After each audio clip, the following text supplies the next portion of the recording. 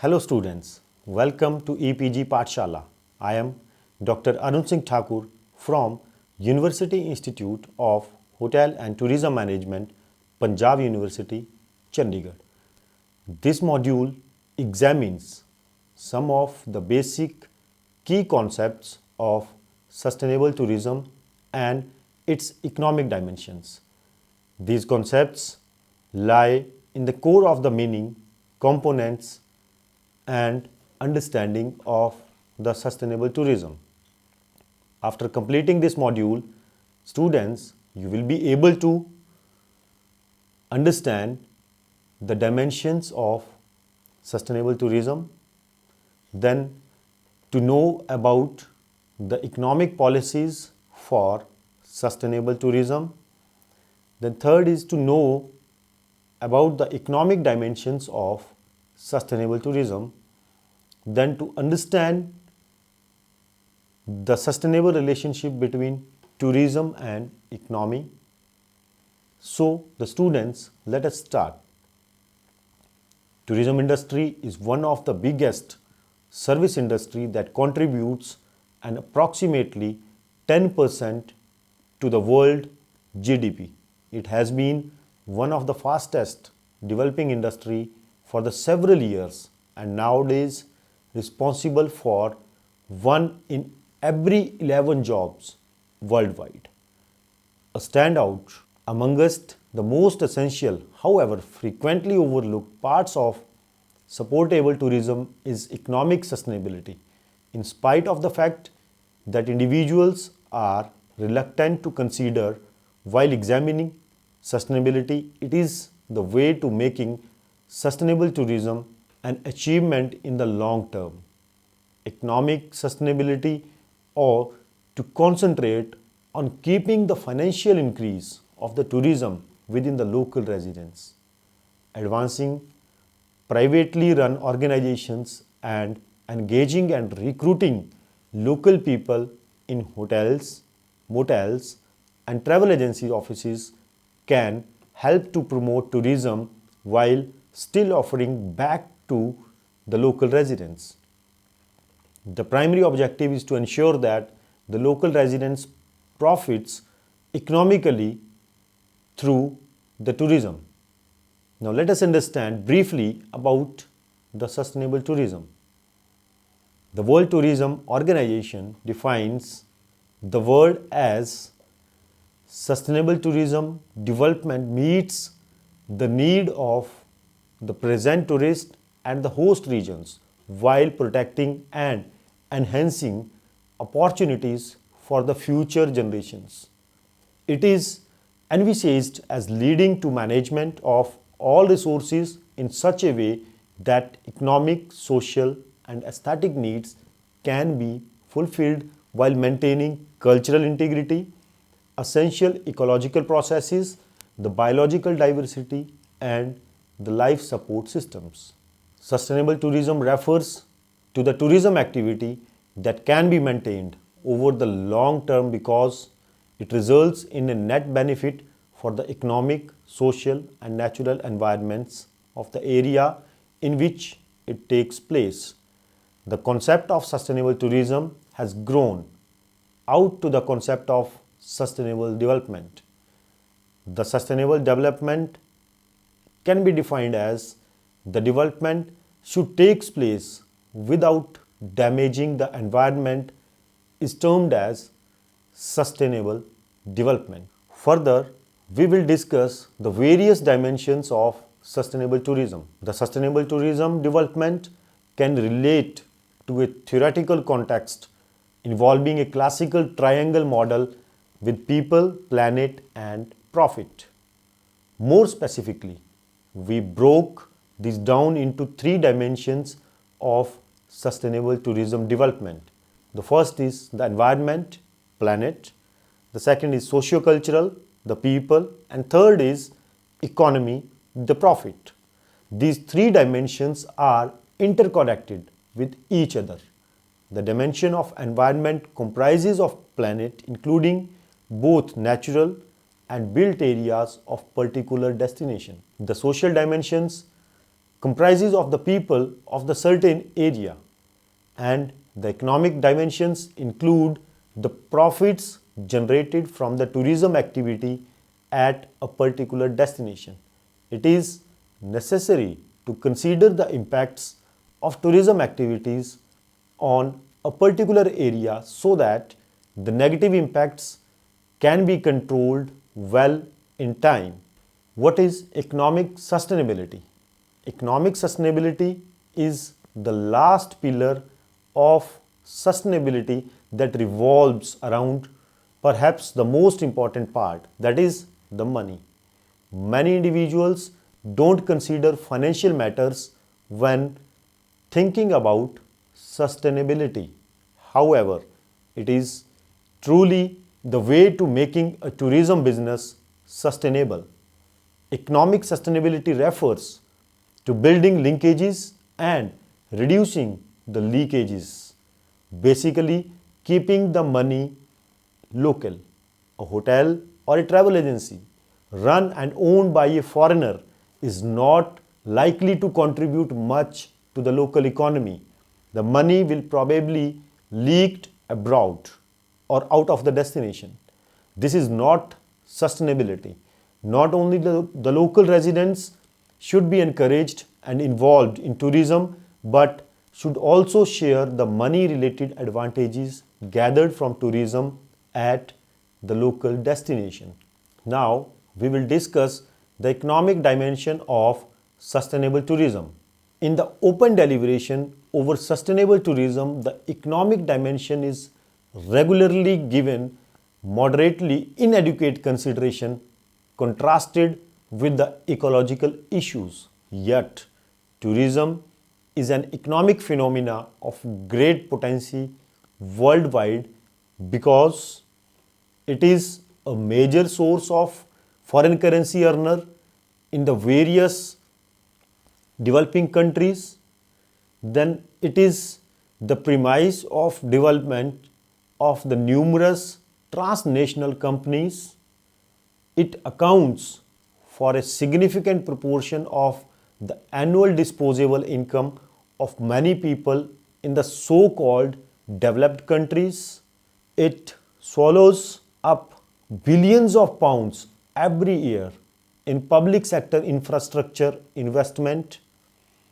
Unlike some of its environmental and socio-cultural effects, tourism's economic impacts are mainly considered to be beneficial, and they are the generation of foreign exchange, the creation of new job and employment opportunities, the stimulation of trade, income and entrepreneurship, especially in the service and small sectors, the provision of new infrastructure which is available for non-tourism issues, then increased regional development, particularly in isolated areas, greater tax revenues permitting greater government spending, or reduced taxes on the other activities,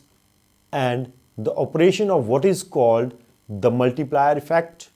Then comes the economic principles of sustainable development. The states will be required to comply with the principles of sustainable development in decision making processes relating to the other decision makers in the government and society realize the economies.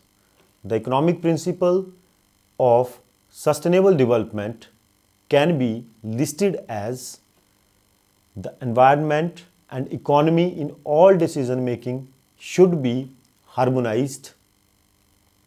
In determining the value of goods and services, environmental and social cost of producing them should be considered. Then long term and definition in such a way as to take account of the growth of the quality of life should be reconsidered. Risks that govern better matter and energy in the most effective way to increase the benefits of technology to be used. Both government need private sector organizations, individuals, communities need direct or indirect interest in economic decision making, should consider the long term priorities and should take into account the possible effect on the environment and the natural resources.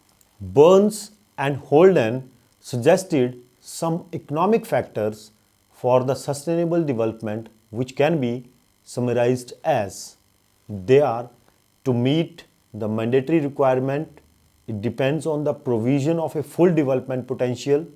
The sustainable development primarily in areas where there are unmet needs will require some economic development. Then introducing restrictions on the use of the resources. Sustainable development opportunities for substitution of non-resource brings a limitation on the consumption rates. Then comes the economic viability. Community, government policies must strive for the economic prosperity, but be aware that they might bring to the extreme limits growth. Now, further we will discuss the principles of economic responsibility, and the various principles are assess economic impact before developing tourism and exercise preference for those forms of development that benefit the local communities. Then maximize local economic benefits by increasing linkages and reducing leakages, by ensuring that communities are involved in and benefit from tourism. Then develop quality products that reflect, complement and enhance the destination. Then comes market tourism in ways which reflect the natural, cultural and social integrity of the destination and which encourage appropriate forms of tourism. Then adopt equitable business practices, pay and charge fair prices and build partnerships in ways in which risk is minimized, and shared and recruit and employ staff organizing international labor standards. Then to provide appropriate and sufficient support to small, medium and micro enterprises to ensure tourism related thrive and are sustainable. Then comes the economic cost and the benefits of tourism. There are various economic costs and the benefits of tourism, which are as the first is the economic cost of the tourism. There are low paid or the seasonal jobs in tourism sector. The wastage of money by investment in expensive infrastructure, then over dependence on the tourism sector, then investment in the tourism cannot be used in any other purpose. Then comes the economic benefits from the tourism. It creates jobs, then injection of the income into the economy through the multiplier effect, regeneration and reconstruction of the economy of the towns and cities where other industrial activities are in the stage of the decline. It also stimulates inward investment, and in a nutshell, economic advantage of the tourism involve employment generation, income and foreign exchange, developed transportation facilities and other tourism infrastructure that local residents also utilize, generated government revenues used for improvement of the local facilities and amenities, and acts as a catalyst of the development of tourism at the local destination. On the negative side, if the outsiders owns and manages the tourist facilities, the local area can lose the economic benefit through leakage. Foreign exchange can diminish when tourism utilizes imported goods and services instead of using the local resources available at the destination. Then different financial strategies can reduce the negative effects and enhance the advantages of the tourism. What need to be done? The planners ought to create tourism step by step so occupants have adequate time to comprehend and adjust to it, and the size of the tourism ought to stay at a level that enables to the general public to adapt to it. The planners should engage the local residents in the decision making process of developing tourism and give them adequate chances to get its advantages through employment at all levels, simple access to tourist amenities and attractions, and equity ownership of the facilities and services. Then the local culture acts as a major attraction for the tourist. The government needs to maintain quality control standards for the music, dance, fine arts, drama, and handicrafts. In few regions, selective marketing techniques can motivate the type of tourist who will appropriate and respect the customs and traditions. The knowledge of people about tourism and of tourists about the local traditions and the customs is often important for socially integrating tourism into the economy. Economically, it is important to create strong cross-sectional linkages between tourism and other local activities. From the very first stage of the development, tourism planners should try to formulate and implement an integrated socio-economic program that involves the government, the private sector, the community, and the religious sectors as well. The tourism organization should ceaselessly screen financial efforts to distinguish issues and take remedial measures to lighten them. In the financial analysis, as with any type of development, even well-planned tourism will generate some environmental and socio-economic changes. The costs and benefits should be understood and accepted. The further we will study the ethics of government support for the tourism industry. There are many reasons why public sector bodies become involved in tourism for the sake of society as a whole. Tourism can contribute to improving a country's balance of payment situation, provide employment to the citizens, then generate tax revenue for public sector bodies. It stimulates rural and the regional development and regenerate urban areas and diversify the local economies as well. The public sector organizations intervene in tourism in a number of ways, have an economic impact. The active involvement of the public sector raises several ethical issues. The idea that it is wrong for the taxpayers as a whole in an area or a country to be asked to pay for the destination marketing activities when it is private sector which is the most gainful from these activities. When the local council promotes weekend breaks using public money, the main economic benefit goes to the local hotels. Most residents who have paid for the promotion of the short breaks usually gain little or nothing from the tourist expenditure. States' subsidy of certain tourism organizations can create unfair competition. On a large scale, they can involve state-owned subsidized airlines being given an unfair advantage over smaller non-subsidized privately owned airlines. On a smaller scale, it may be a case of publicly owned subsidized visitor attractions being unfair competition for private owned attractions.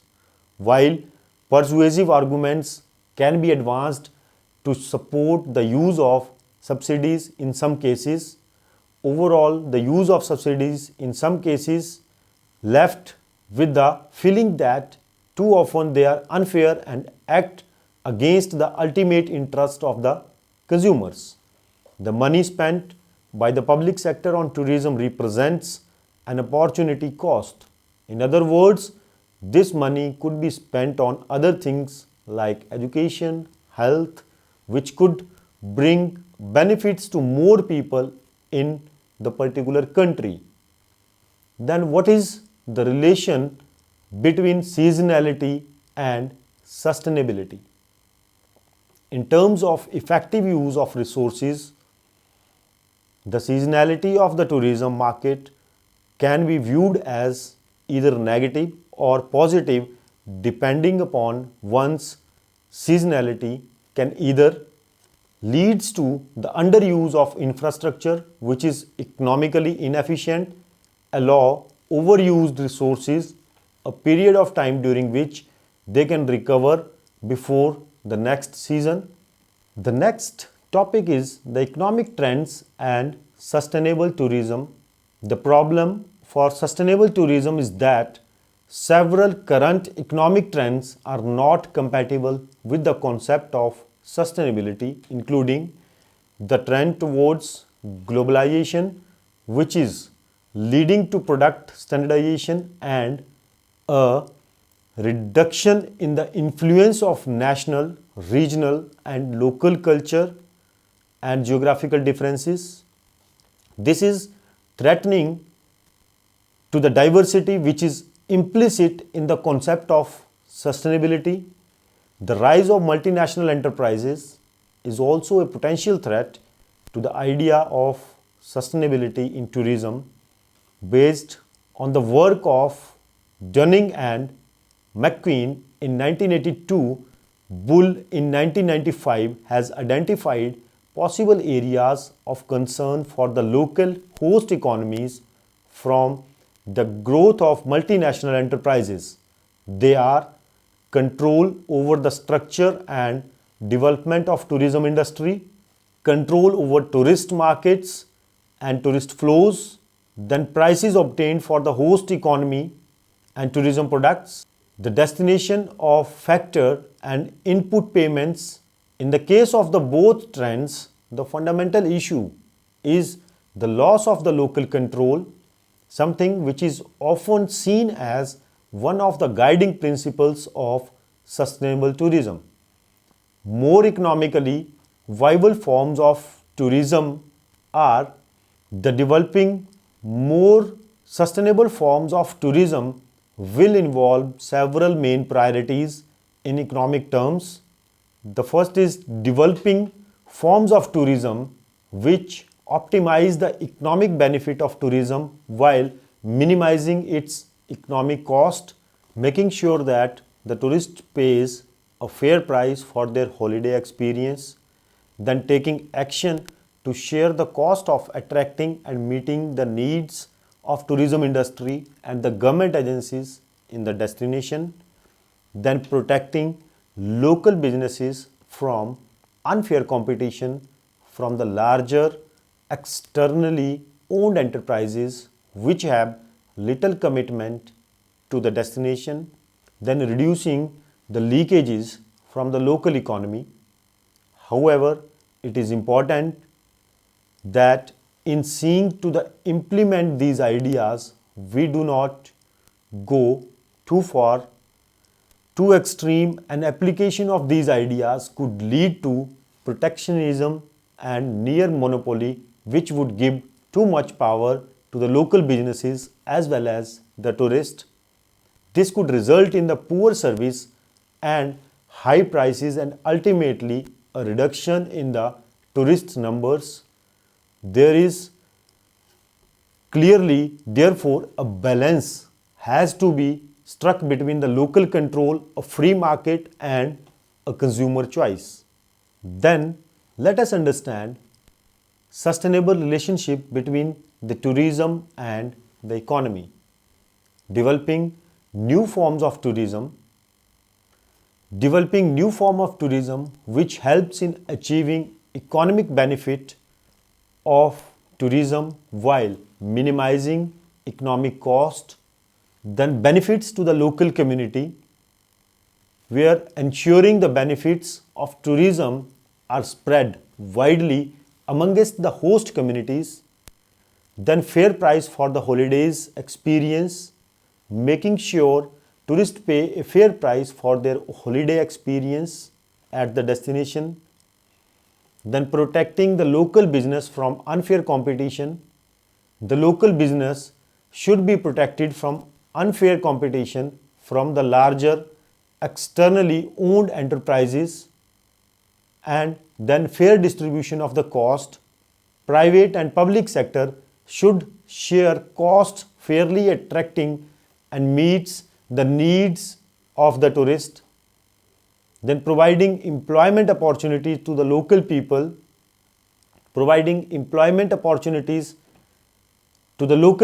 in the tourist areas, and also to provide them training so that they become capable to play the different roles in the tourism business. Then encourage purchase of the local goods and services,